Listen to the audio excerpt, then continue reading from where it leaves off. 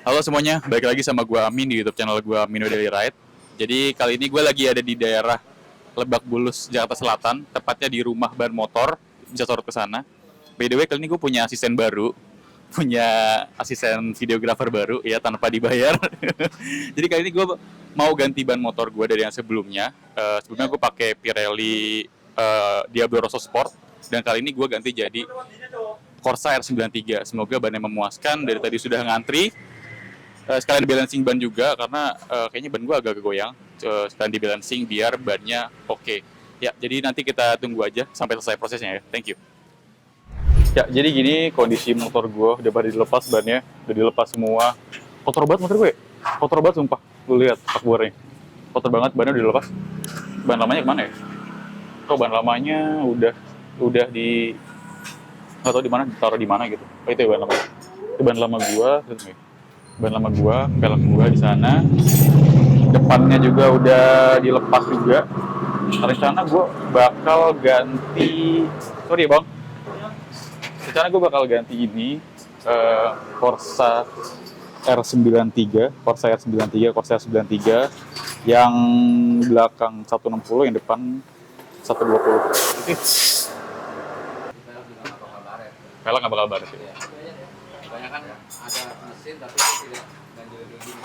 Biasanya tukang yang apa ban jarang ada yang pakai begini kalau pinggir-pinggir jalan kan. Iya. Lebih aman dia. Kalau di sini malah gratis ya pasangnya ya? Gratis. Gratis ya. Mantap lah. Ayo aman. Ini gue pakai itu apa namanya? Powder coating deh. Iya bagus. Iya aman. Plastik sih itu ya. Ini proses pemasangan ban gua tuh. Lagi dikasih cairan, dikasih air ya. Kasih air gitu. Mari bang, nggak apa-apa bang, lewat aja bang. Santai. Lagi dipasang. Mantap ya, pakai mesin ya. Tuh kan, tinggal seret-seret doang. Yes.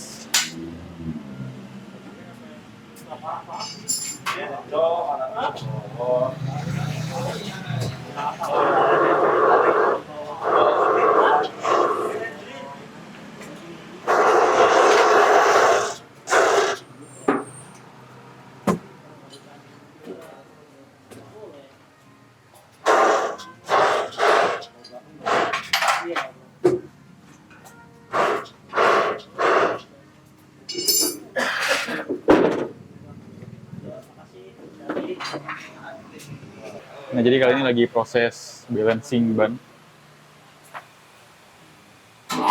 Itu ada alatnya. Gue nggak ngerti ini alatnya gimana cara pakainya. Jadi di balancing velg lu biar kalau misalkan memang nggak stabil atau nggak pas putarannya itu bisa ditambahin semacam pemberat gitu. Itu lagi setelah diputar. Gue di sini nggak pakai lensa wide ya, jadi kayak kelihatan agak sempit gitu framingnya. Nah itu ada alatnya, pakai komputer atau pakai apa nggak ngerti. Ntar mungkin bisa muncul keterangannya buat di balancing ke velgnya. Balancing itu kayak ada tonjolan-tonjolan gitu loh, tonjolan-tonjolan besi gitu kan, ada besi-besi tonjolan yang bikin sisi-sisinya lebih berat gitu. Ini alatnya, ini alat buat balancing.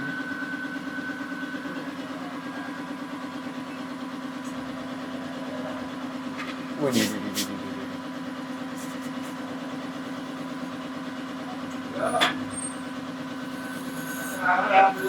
Ya. Berarti gimana tuh bang? Udah ke titiknya ya? Berarti emang ada yang ditambahin ya? Ada. Oh, oke.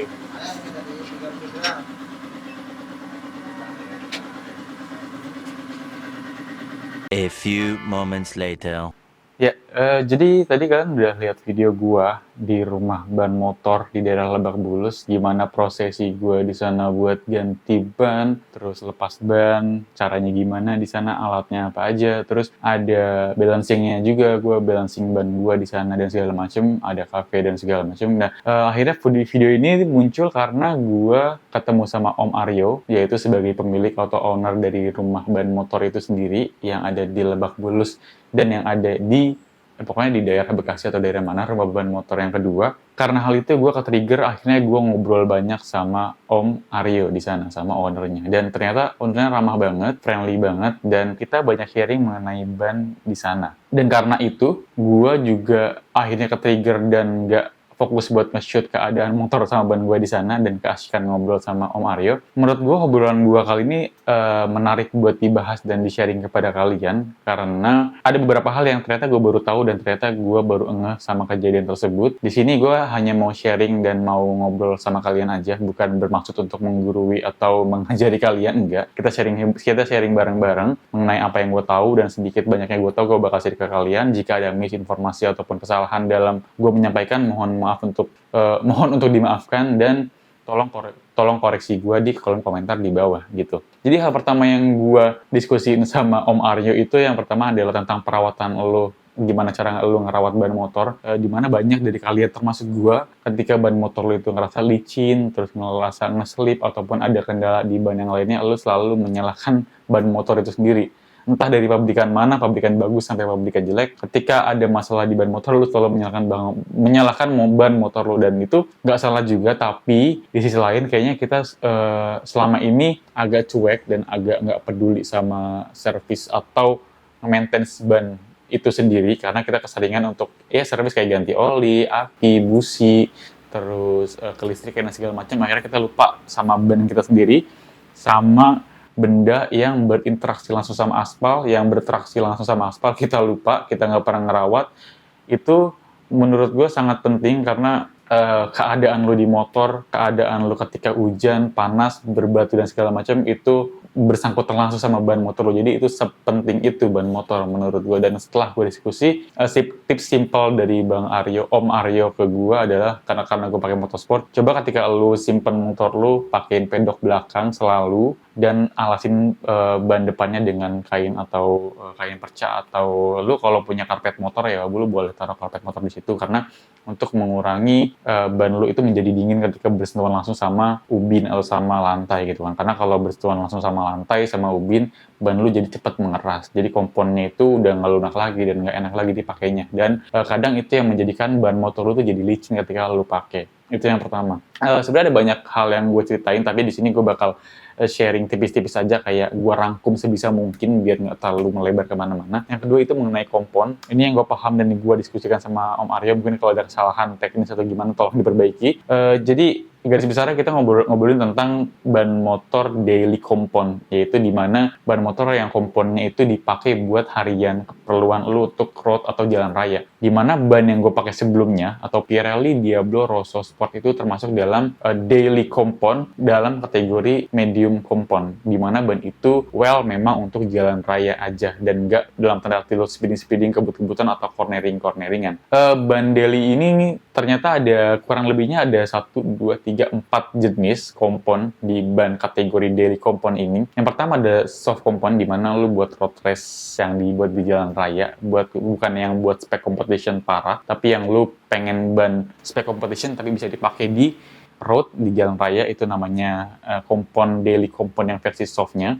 Yang kedua ada yang versi intermediate-nya. Intermediate itu di bawahnya soft, bisa lu pakai buat sedikit di road yang cornering sedikit, kebut-kebutan sedikit, lo masih bisa pakai ban yang namanya intermediate kompon. Dan yang ketiga adalah tadi medium kompon, ini pure buat jalan raya. Dia durable, tahan lama, terus bentuknya agak kasar, komponnya tuh agak keras maksud gue. Dan dia ini kurang rekomendasi buat lo tikung-tikungan dan segala macam. Dan yang keempat ada yang namanya hard kompon atau yang dual purpose, biasanya dipakai buat semi off-road, bukan berarti dalam tanda off-road terabasan ya, lu kayak sedikit-sedikit lu kena ban lu tuh sering berinteraksi dengan tanah, kayak daerah-daerah pedesaan, daerah-daerah perkebunan, yang dalam tanda arti masih dalam kategori yang wajar, nggak yang off-road parah, dan bisa dipakai juga buat aspal. Jadi kayak multi-purpose, dual purpose gitulah. Nah itu komponen yang kita diskusikan sama Om Aryo. Ya, dan yang sebelumnya kayak gue cuma kenalnya adalah soft, medium, sama hard, udah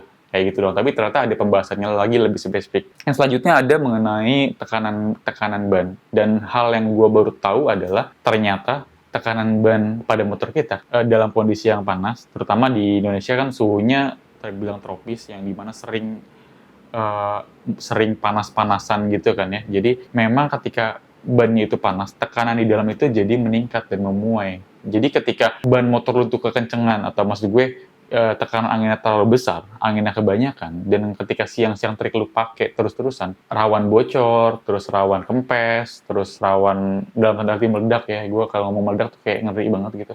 Meledak dan segala macam itu karena lu ngisi bannya itu pas panas-panas. Jadi pas ngisi angin, pas ngisi angin lu dalam keadaan panas, lu habis siang-siang terik, ban lu panas, lu isi angin, karena lu ngerasa ban itu kempes.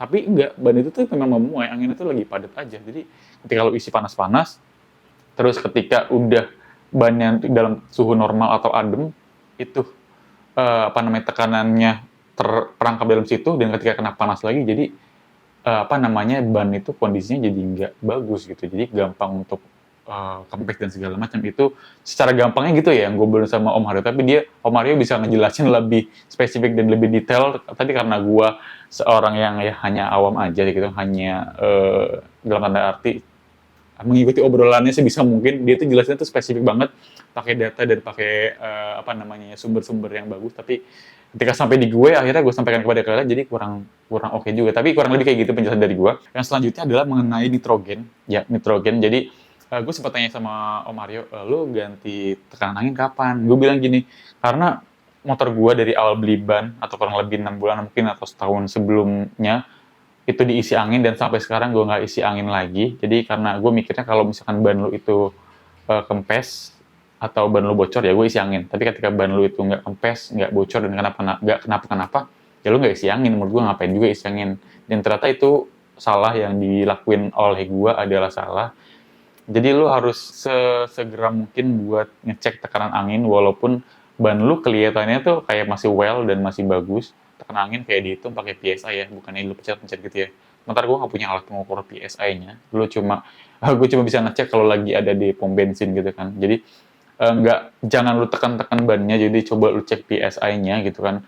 Ada standar tertentu dalam PSI-nya di panduan motor lu, di ARM mungkin, atau di spakbor dan segala macam. Kayaknya gue pernah ngeliat ada rekomendasi ban sama rekomendasi PSI yang dianjurkan buat tekanan bannya. Coba diisi seenggaknya kurang dua dari ban tersebut. Misalkan PSI ban lu adalah 32, coba lu isi 30 aja, karena balik lagi ketika musim panas, ban lu itu bakal memuai 2-3 PSI. Jadi takutnya ketika panas-panasan ban lu malah dalam kondisi yang nggak fit dan nggak bagus gitu kan. Nah, itu mengenai tekanan angin, gue dijelaskan. Sebenarnya penjelasannya lumayan panjang, tapi di sini gue persingkat aja, dan gue bakal sedikit singgung mengenai nitrogen. Dan menurut gue ini sangat mind blowing, sangat baru menurut gue. Jadi banyak nitrogen tukang ya, maksud gue kayak counter nitrogen yang ada di mana-mana, terutama di pom bensin sekitar kita, itu ngejual, dan mereka ngeklaim lebih adem, lebih nggak gampang panas dan segala macam. Ya, memang dalam tanda arti sifat nitrogen memang dingin. Kalau secara garis besar dia nggak gampang panas, memang iya. Tapi untuk kebutuhan gua atau kebutuhan motor gua yang nggak dipakai secara panas-panasan ekstrim, gue cuma pakai buat harian dan pemakaian normal aja, ternyata ketika lo pakai nitrogen, ban lo itu malah jadi lama buat panasnya. Jadi ketika lo standby pagi dan lo mau jalan, ketika lo pakai nitrogen, karena ban lu jadi dingin semalaman mengendap dengan nitrogen, jadi ketika jalan ban lu itu jadi dia nggak cepat panas, jadi malah suhunya itu dingin terus. Ketika dingin terus itu kayak pasti kan lebih keras, nggak nempel, terus gripnya jadi berkurang, jadi ngerasa nggak enak. Apalagi gue pakai motorsport, ketika ban gue dingin tuh ngerasanya nggak enak banget. Nah itu gue baru tahu di situ, karena nitrogen tuh sifatnya dingin. Dan ketika mungkin lo buat pakainya buat harian banget, siang-siang, entah lo buat nge-grab sebagai kurir, ataupun lo pemakaian motor yang siang-siang, mungkin ketika lo pakai nitrogen itu masih oke, karena bannya itu lo nggak butuh grip yang gimana-gimana, yang penting ban lo adem, itu masih oke buat kalian pakai nitrogen. Tapi ternyata hal yang menegangkan adalah, yang gue baru tahu juga ternyata kandungan udara yang kita hirup selama ini, ya selama ini sih lebay. Jadi kandungan udara yang ada di sekitar kita itu ternyata kurang lebih 70-80%-nya itu adalah nitrogen, dan sekitar 20%-nya itu adalah oksigen. Jadi ketika lo ngomong isi nitrogen, ya kalau lo isi di abang-abang biasa yang tanpa embel-embel nitrogen, lu juga dapat nitrogen di dalamnya. Paham nggak maksud gue? Jadi keterkesan tuh agak-agak gimana gini. Jadi kita perlu bedah lebih dalam lagi si bahan isi ulang nitrogen ini kandungannya berapa persen? Karena udara biasa aja sekitar 70-80%. Apakah nitrogen di dalam ini sekitar 90% atau gimana? Kita nggak tahu. Tapi itu yang menurut gue agak-agak dalam tanda arti mungkin gimmick atau gimana ya. Itu balik lagi kepada kalian, atau balik lagi kepada gimana cara kita buat memandangnya gimana. Ya mungkin segini aja kesempatan singkat dari gua ngobrol bareng sama Om Aryo di rumah ban motor. Mungkin nggak sebanyak yang gue obrolin waktu gue di sana, tapi gue coba buat ngeringkas seringkas-ringkasnya biar videonya nggak terlalu panjang, dan gue menyampaikannya sebisa mungkin dan seakurat mungkin kepada kalian. Terima kasih telah menonton video ini sampai habis. Sampai berjumpa di video-video berikutnya. Thank you and goodbye.